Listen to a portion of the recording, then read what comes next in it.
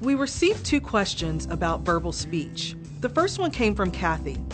She wrote, "My daughter is 6 and nonverbal. Every now and again, she will blurt out a word and use it in the correct context. How do we make her get her words out?" The second question came from Rita, and she wrote, "Why is it that a child can make a choppy beginning sound but not make the whole word? Is this ever overcome? Like he'll say b for bye and h for help." Many parents are sometimes curious why their child can produce some speech sounds or use some whole words appropriately, but seem to have trouble using speech in more functional and conversational ways. You might find that your child is more likely to use speech when trying to obtain a highly motivating object or during frequently occurring activities because they have had many models. While speech patterns of children with autism will vary, some children do demonstrate limited or complete lack of verbal speech. Let's spend some time talking about the things you can do to support your child's speech output and, most importantly, support his or her ability to communicate effectively and efficiently. Keep in mind that communication comes in many forms: speech, sign language, gestures, behaviors, picture boards, and voice output communication devices are all forms of communication. The goal should always be to provide your child with a language-rich and positive communication environment, and to make sure that he or she has the tools needed to communicate effectively. This means that all types of communication are accepted and help is provided when communication becomes difficult.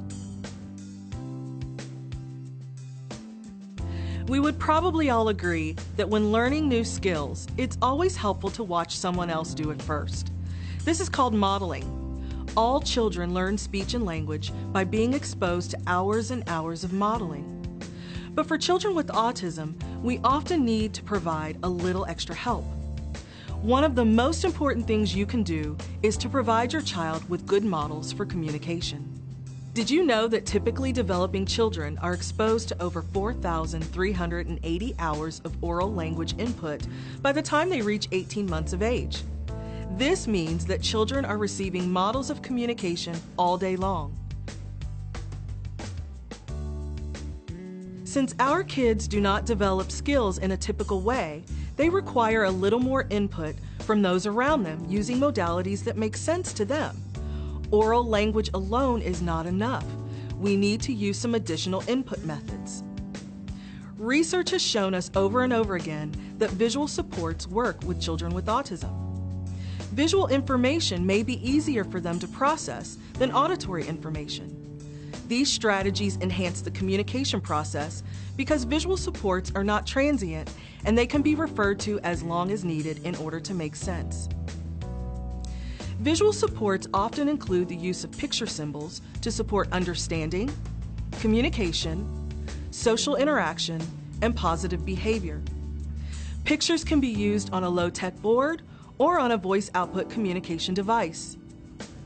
By pointing to pictures while we talk to our children with autism, we are providing language models using a modality that makes sense to them. We call this partner augmented input, which simply means pointing to pictures while you talk.